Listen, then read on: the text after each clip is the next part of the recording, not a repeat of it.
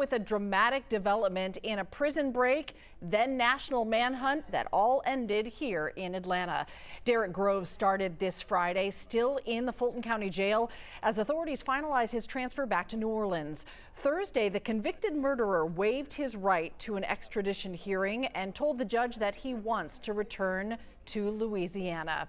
Groves was the last of the 10 inmates to be captured that broke out of jail about 4 months ago. The other inmates who escaped in New Orleans were tracked down within a couple of weeks.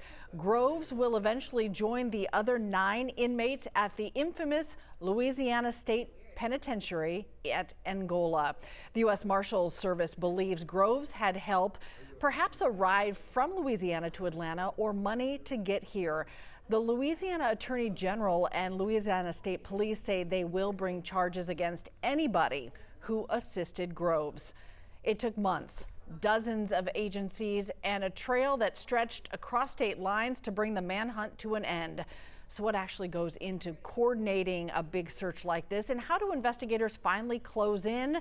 Time to welcome a friend to the show. Dr. Thaddeus Johnson is an assistant professor of criminal justice and criminology at Georgia State University. Also spent more than 2 decades in active law enforcement by combining field service and command roles. Good to see you. Good to see you this morning. Great to see you. Okay, you were watching this all play out with the rest of us. What was your overall reaction to that final arrest? So many months in the making, happening right here in Atlanta. Yeah, I can't help but think about all the hard work, all the dedication, think about the victim's family, and think about everything that went into it. You know, this is a big task. You know, you have the local agencies, which is the Louisiana State Police and New Orleans agencies that, you know, they bring the marshals in to run a fugitive task force, and they have this unified incident command. They have clear lanes where you have surveillance teams, tip line triage, digital forensics, and these things. And so, and these things generally happen in 3 broad phases. You mentioned it. You know, you have containment, you have sustain and squeeze, and then the last part is close and arrest. And this could cost millions of dollars in funds and taxpayer dollars, hours and hours and hundreds of hours of overtime. And so, yeah, you really see a lot of work going into it and people dedicated to making sure that people are brought to justice. Thaddeus, I'm so glad that you mentioned the victims. You think about these violent, convicted criminals and the impact they've had on other people's lives, and then the months that those families were waiting for the moment he was finally captured here. When the search goes on that long, how do investigators sustain some momentum, keep that trail from going cold? You know, that's really important and a great question. You know, when you first have an incident, the first 24, 72 hours, several days, you know, you have these perimeter checks, you know, facial recognition hits, the checking bus and transports, even doing door-to-door and things like that. But when it goes off to weeks, you started to see a more dedicated task force. You seem to have less manpower and personnel, and you start seeing them put pressure upon perhaps people that they know, looking for folks who aided and abetted, trying to close that social support network. And at some point, generally, oftentimes, the individuals on the run often makes mistakes. And so when that happened, and there's a bunch of little pieces of evidence, phone pings, conversations, and in this case, a Crime Stoppers tip, where everything comes together, and then you see a surge in personnel again to make that final arrest. You know, so often on the news, we are talking to the community about, hey, law enforcement's asking for help, they need tips. This is a perfect example of why that request goes out and why the community is the difference maker. A tip, you know, was the difference here. Police saw that suspicious activity at that house. How critical is that communication between law enforcement and the community?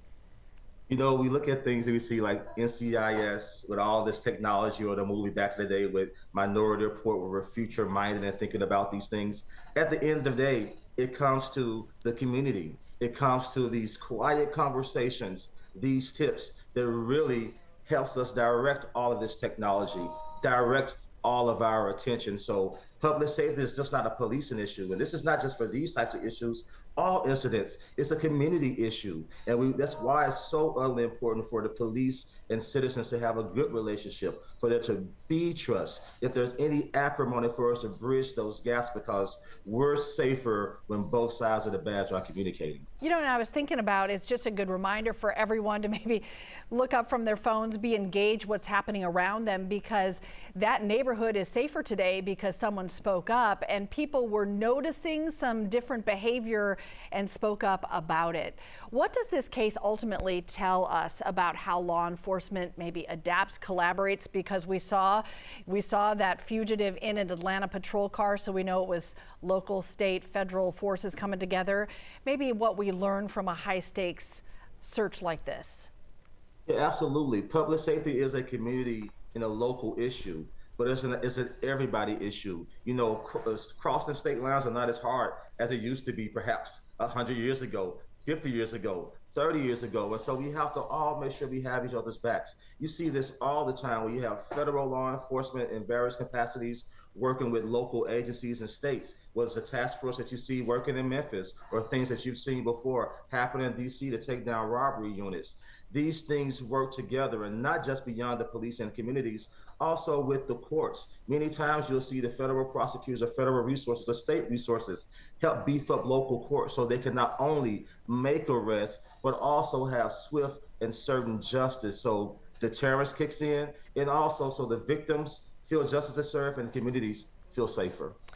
So we know that he'll be taken back to Louisiana. That's kind of the end of the story. And I guess the thing that still will happen is kind of revisiting how they all got out of prison in the first place. Thaddeus Johnson, it's always so good to talk to you. Thanks for your expertise. Thank you so much. I always appreciate you all. All right, have a great weekend.